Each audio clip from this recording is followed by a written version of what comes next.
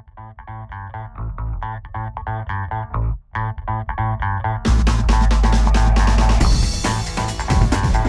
you stand on the square? On the square.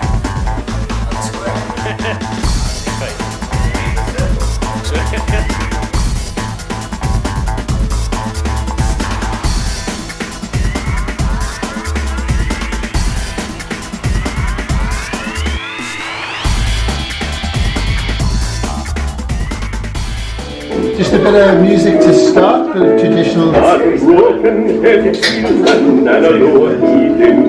Okay. We were young, that sing it said, and a call home. Does anyone know this song? Yeah? Is there anyone who speaks Geordie here? I know there's one. Yes? So there's two of her. Anyone bilingual, English, Geordie, anyone? The thing is, what sparked this off is as time passes, like Rob is very into counting. He always says, I've been here 2 million days or 2,000 hours or whatever. And yeah, I don't know, I'm not very good at mathematics. But time passes, and two things sort of sparked it, the idea to talk about this. First of all, we had our Christmas ECP dinner. And of course, we had a nice meal. We drank water all night, and we went to a bar. And a friend of mine has the same sort of discussion with him every single year. And he says, "You've lived here so many years, and you've still got that accent." And I said, "Yeah, it's my accent. Like I like it. I mean, obviously in Spanish, not in English." So it started me thinking, my accent is who I am. It represents me, And then the other thing I thought of was two daughters. People who know me, I've got two daughters. One 21 and one going to be 11 next week. One of them speaks, both of them speak Spanish with an Alava accent, I suppose. Yeah. Euskera with Batua accent, I suppose. I don't know. But one of them speaks Bosnian with a foreigner's accent, we've been told. And the little one, the older one speaks English. Well, I don't know. She's starting to get like a Scottish accent because she lives in Glasgow, and the little one with an American accent, unfortunately. So, because of YouTube and social media. So it got me thinking, well, who are we? The way we speak, does that represent who we are? Now, see if people recognise some of these people on here. Anyone recognise? Shira, yeah. Okay. Love of my life. Yes. Anyone recognise him?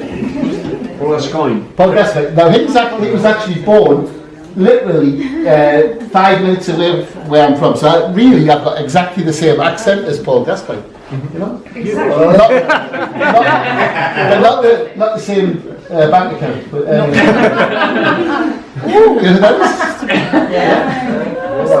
is? It's Ron Atkinson, Blackadder. Yeah? And if you've ever heard him speak, have you ever heard him speak with a Geordie accent? No. Once he did a sketch once, but he's from Newcastle. Okay, so not everyone has a Geordie accent.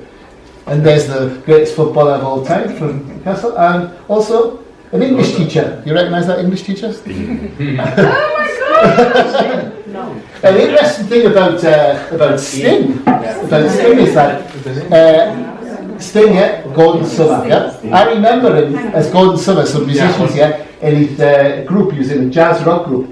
And I remember him, the way he talked Geordie, exactly. And now when you listen to him talk, he's got like a transatlantic accent with a little bit of Geordie. So people's accents do change. Now, what I'm going to talk about is the journey that we make. I started off in Newcastle. Now, Newcastle, for people who don't know, is on the River Tyne. I'm from Gateshead, which is on the south, and historically that's where you say the Geordies are from. Also a bit of Northumberland as well. But I've travelled to different places and lived in different places.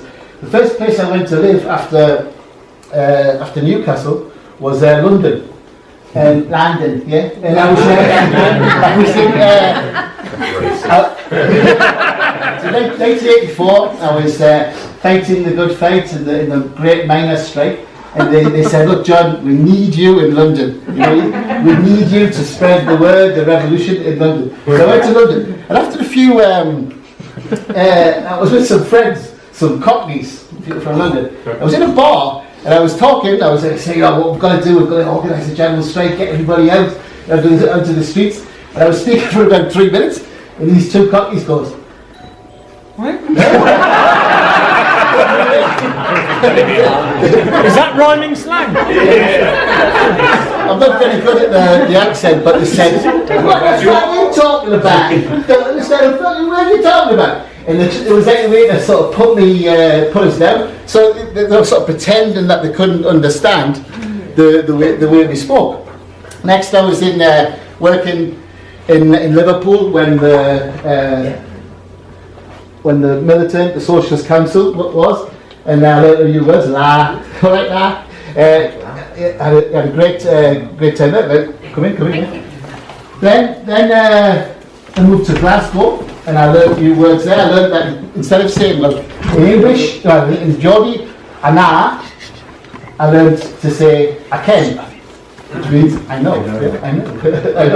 I learned that a housing estate or a neighbourhood is a scheme. It's a scheme in Glasgow. Later I came to Victoria, also to Saudi Arabia, and now the experience I had, some people know the story, but when I arrived in Victoria, I was looking for a job, and then I found a job. I was looking for a job, and I was talking to this guy, a guy who used to have an academy, nice guy, really friendly, and he says, yeah, come and talk to him. And one of the teachers came up to me, and he said to me, oh, where are you from? I said, I'm from Newcastle. Yeah, and he said, oh, are you going to be teaching English? And, yes. And he sort of looked at me like that. What's your problem here? And he said, are you sure you're going to teach English with that accent? And I said, there's more people who speak like me than you. And later, I found the received pronunciation, only 3% of people actually speak like Darren and Alison. So, now, here we go. We're going to look at lower middle class. Now, I'm going to ask a question. Okay, is it possible, dialect and/or accent? Can you have an accent and a dialect? I think. What's the answer? Yes. You can. What's the difference? What is the difference? I think one's a perception and the other's actually got some sort of scientific. Would you like to explain? Yes. Like, for example, No idea. have you got an accent? Have you got an accent? Everyone has an accent. Everyone has an accent. That's true. You see. Okay, a dialect. What is a dialect? What is it? How is it different from an accent? Words. Geographical, maybe. Different words and terms. Different definitions of that, what a dialect is. All right. Okay. Well, this is just to sum it up, right? The dialect is a variety of language, different vocabulary, grammar, words, pronunciation, dialect is spoken by a group, rated by geography or class. It's important there, you see, by geography or class. So there's two things about the Geordie accent. The geography is along the town and up to the border in Scotland, and also class. You don't say Rowan Atkinson, not from my class. He doesn't speak the same as me because it just doesn't. An accent. What's an accent? Okay, an accent is the standard language pronunciation defined by a group. An accent may be any pronunciation that deviates from that standard. Okay, so now, like. I think some people might know this, but there's new accents developing all the time, or coming into being, and they recognise. What's the one? There's the one in London now. There's an amazing one in London. BME, or what's it called? Multicultural. And there's a new sort of accent come from the mixture of the last sort of 20 years of immigration, and all the sort of took an accent to another level, or a different type of accent. Jamaican style. Yeah, it's based on that, but it's It's got like features from Pakistan. I was going to say Pakistani, from Urdu and from other languages. I'm not going to go there. So as I always like to say, dialects and accents are dialectical. Yeah. and that means they're constantly changing. So that guy, the posh git who said to me when I first came here, he didn't realise that my accent would change. You know, it changes as you go to different countries, and also like the people that you engage with as you go on your journey. Now, Geordie pronunciation vocabulary. What I'm going to do, I'm just going to give a very, very brief history of our accent, what accent and dialect. Now, a lot of these points are disputed, but this is what I believe about it. So why have we got a Geordie dialect and Geordie accent? Really, the story goes back to the Roman times. Britain was occupied by the people who lived there were the Britons. They had a wall called Hadrian's Wall. Okay, and on the other side of where I'm from is called, as we say in Geordie, Wall's End, but it's Wall's End. It's where the wall supposedly ended. Now there were people from called the Saxons, okay, and the Angles, okay, who were invited across actually as mercenaries. They came across to defend the ancient British people. But once they were invited, they decided to stay and to invite all their mates across as well. Now the important thing for us here is that the Angles, they had influence from southern Denmark, and the Saxons were from Saxony, obviously in Germany, and that sort of mixed together to create English. Now the point about Geordie dialect is that basically it had the influence from Denmark, and rather there was less of an influence of the Germans, Saxons. Now a question's been raised that said, is it the oldest living English? Now, other parts of Britain would say their English is older as well, but over the centuries the old Anglo-Saxon language changed beyond recognition with the gradual introduction of Latin, Norman, French and other foreign influences. This is an important point, because in the south you had the Normans, who were actually Vikings but spoke French, and they basically took over the country in 1066.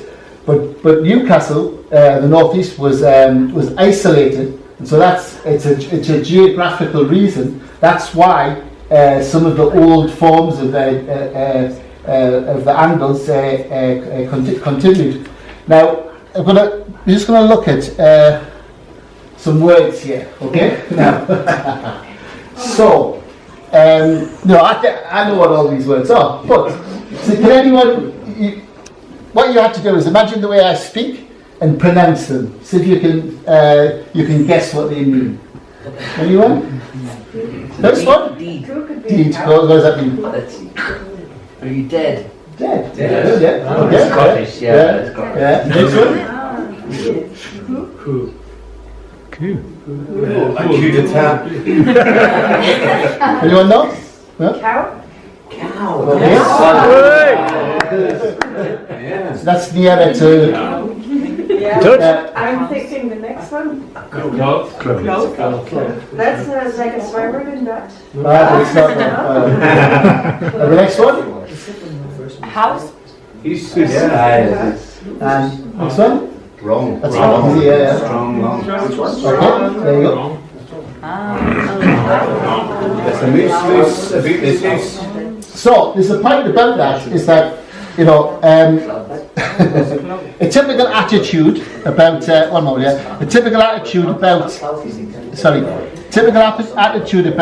Geordie is that it's not correct. Like, I remember when I was at school. Well, I can find this. When I was at school, they used to say to us, speak properly. Okay? Speak properly. And my mother used to say, don't speak like that, Spanish, but she speaks with a Geordie accent as well. But the whole thing was, you've got to speak better. And this is the way normally Geordies or our dialect is portrayed. It's quite funny, but anyway, there we go. Talking about one of us spotted. Yeah, Michael, I was just saying to Susan, a bit of a job for you. Unfortunately, some vandals have sworn all over my car again. Vandals in as far as next to one of us on the boot. Vandals, What is the old route? Oh, about, sorry. Sometimes it's difficult to understand the Geordie people. You know, what I reckon is that if they had themselves proper jobs, they wouldn't be up to all this, larking every night. What? What I'm saying is that, like, if they had themselves proper jobs, what they got themselves, then they wouldn't date. They were all from broken homes. Sorry, that was just a noise. That was broken home. Now, okay. Now, as I said, that's the way it's sort of portrayed. Hello YouTube, Trucenar92. Oh, yeah. And I'll go longer. Okay, right. So, where did that go? Okay. Sorry, you went to the wrong one. One moment. Okay, was it the round one? That was okay. So, the next one. Some vocabulary. Okay. Ben? Baby. Yeah. So how do you know that? Because my ex-husband is Scottish. Well, Ben is a Scandinavian word, and some Swedish friend of mine told me that they call some animals a Ben as well. Hinny? Is that a horse? No. Hinny? Mara? Murder. Tomorrow. You're all my Maras, eh? You're all my Maras. I love you all, eh? Haki? Haki? Pet? Darling? Darling. Okay. Yeah. Clamming? What? Clamming. Closed. Shut. And Hocko. Into the break of dawn. Right, so I can get right, okay. So I have it, how are you, Hiddy? Are you okay? Are you alright, Hiddy? Oh. It's like text, it's like Hiddy, yeah, but it's like, okay. I've got my Maras here, Kez, Ali, Rob, Darren, my Maras, no? Camera. Mates, okay.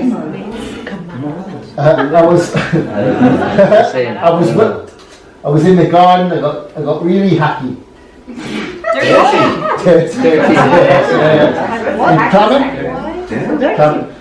I haven't had anything, but I'm absolutely cramming for a beer. Yeah. I really want. Yeah, and you should never hopper in the street. It's very rude. Okay. Okay. Spit. Yeah. Okay.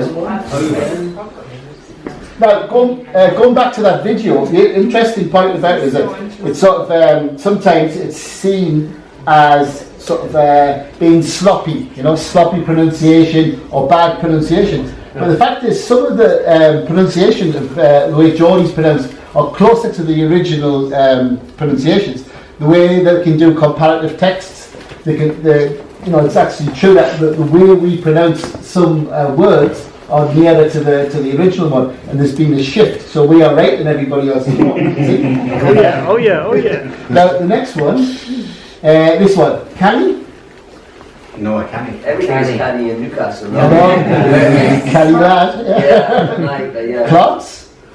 Finger? There's a lot of clots around at the moment there because of the rain. Yeah. Yen? Umbrellas. Yeah. I'm getting yen. Yen? No idea. Net is the toilet. Yes, how do you know that? Because people use it on TV. Okay. Plodge? What, you leave in the toilet?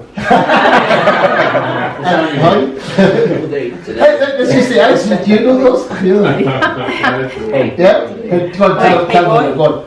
What's canny? Well, canny do you know? Clots? Clot is mud. Mud? Yeah. Yen is home, netty is toilet, plodge is in the water, plodge is throw. And how you throw? So, as in throw. So where did that come from? Use a hammer over here. Okay, there you go. Yeah? Okay? Wade. Yeah, wade. Okay. Don't give me the sentence with the lip though. Yes, of course, yes. Now, the next thing is there's a lot of resources. I find these things very interesting. But the British Museum, I think, or British Library, you can actually listen to authentic speech. And one of the things that they're saying now, is that the geographical reason why Geordie sort of survived, and there's other dialects and accents that survived, was because it was isolated geographically. Okay, and then you got the Industrial Revolution, you know, people thrown together in the factories, and obviously it reinforced the accent, you know, and the dialect. But it's true that it's shifting, and that people are using more Americanisms. For example, last time I was up there, I was on the metro, which is like the metro here, on the metro, and I heard a woman talking to her kid, cracked me in the door, you know, because she was saying, "Hey, what have you been doing? You've been causing loads of trouble. You're grounded." And we thought, grounded? Where's that? I've never heard that before in my life in Newcastle. It's from an American TV show, so it shows the influence of American English. Now, one thing which is on the British Library site that the home in on is the sounds. Some sounds which are different. So, for example, we've got the R, and this sound. Is anyone who knows phonetics know what that is? I think I did it right. It's the closed back rounded vowel. Ooh. Yes, ooh, right? We use that a lot. But the one with the R, let's use Ali's. How do you say that word? I say plaster. Plaster. See, plaster. And we say plaster. Plaster. Plaster. Now, with these sounds, so how would you now you're learning Geordie, okay? So okay. How would you say that? Toon, broon, poond. Very good. Now that toon, broon, poond, yes. Now that interesting thing is that I remember at school we used to get Sydney started to get the dialect. I used to get telt off by the teacher because I used to get told off by the teacher because we'd say, for example, I'm talking to you, yeah? No, I'm talking to you. Yeah? But for us it just seemed logical. You know, it's you and you. You know, so there's a little bit of the grammar there. Now, the other one, there you go, you and use. And the other one, war. What is it good for? Yeah. So, for example, does anyone work it out? How would you say my partner? My romantic partner? You ever say Geordie? Warlass. Warlass or warlad? Okay. Okay. Lass is in the Scottish like girl. Yeah, girl. Yeah. Oops. Yeah. Now the other thing is a really, really old form which has lived on. And I wouldn't say, I don't think it's actually sexist, but it's, for example, in old Anglo-Saxon, in Anglo-Saxon it's ald, okay, so we say ad, you know, an ad person or an old person. But wife was actually in Anglo-Saxon used for any woman, you see? Any woman was a wife. Mm-hmm. So I remember when I was a kid, we used to say, the wifey over there. Obviously it wasn't your wife, but this wifey, that wifey. So actually the use of Geordie is actually closer to the original. But you see how these things shift over time. Any woman becomes, a wife becomes, like, yeah, what? Similar in Basque. Oh, yeah. A woman is emakume. Oh, yeah. And wife is emaste, but emaste in Iparralde, yeah. The French part is just woman. Ah, right. Okay. So that could be like a similar thing. And there's another one. Does anyone know the verb for that this is one of our oldest verbs, which is the same as the Anglo-Saxon verb, the one for go. Do you know what it is? Go. Alison, no? Yeah. Gan. Yeah. Gan. Yeah. I'm going, yeah. I'm going home. Okay. So, next one. Okay. This sort of going back to what I said at the beginning, this sort of made me think the accent of one's birthplace remains in the mind and in the heart in one speech. So how after like 20 odd years living in different countries, you still speak with a Geordie accent.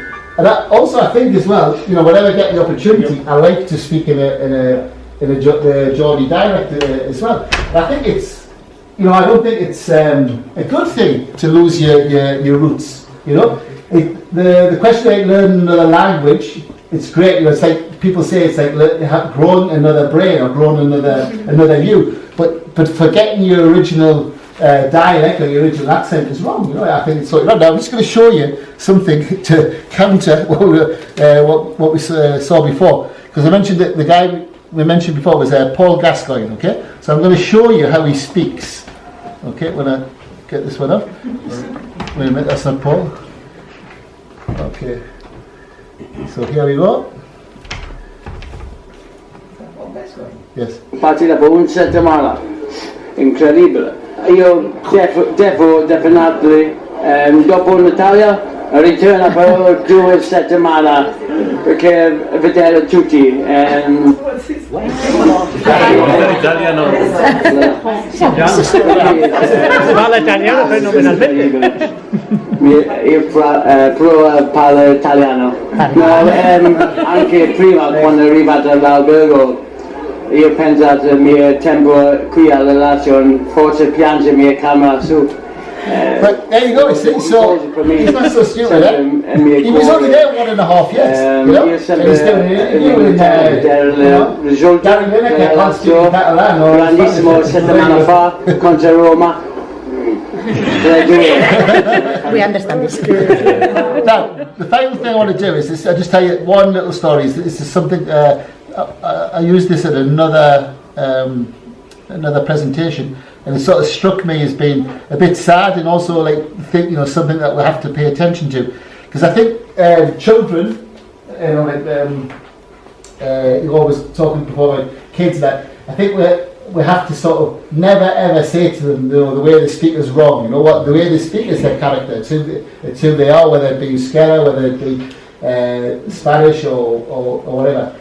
And I think we have to celebrate the diversity. You know, the first speaker showed that. You know, she's come here, she's learned Spanish, she's trying to integrate it. We're different, you know, but we have the right to be different, I think, as well. And you know, not the one of being proud of your roots. It's not a question of nationalistic. Because I see myself politically as a citizen of the world, a working class person, but culturally I'm a Geordie, and that's good. You know, that's who I am. And I think for the students here, is not to be afraid of the dialects and the accents, because we have to contend with your different accents and different dialects. And you know, when you some of our students, when you go to London, when you go to Glasgow, when you go to Dublin, you're going to come across different kinds of accents. It's the real world. You know, people don't speak the way that really the way we speak normally in the class. The final thing I wanted to say about this was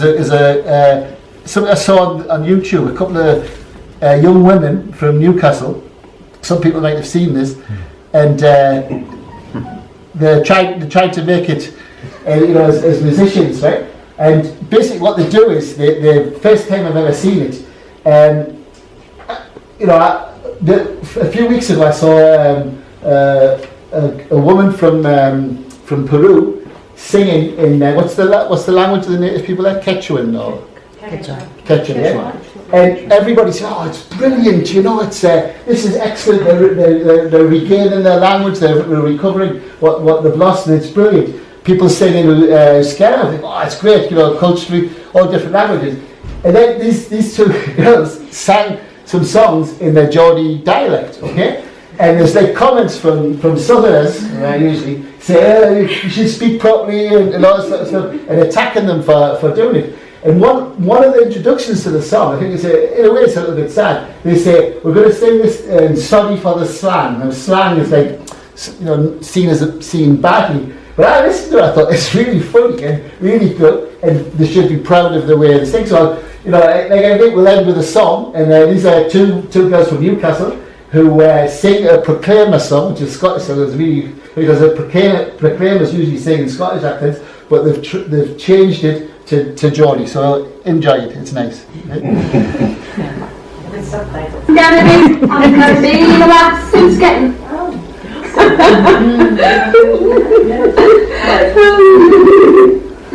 Ready?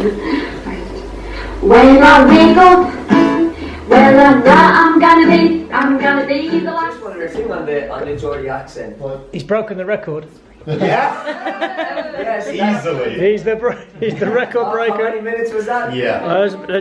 30, I think. Isn't it? I will tell you. Real time was about 26. Yeah, it's like my class is 1 hour, it's like 10 minutes. 33. What's the It's question? the best time ever. But just to add to that.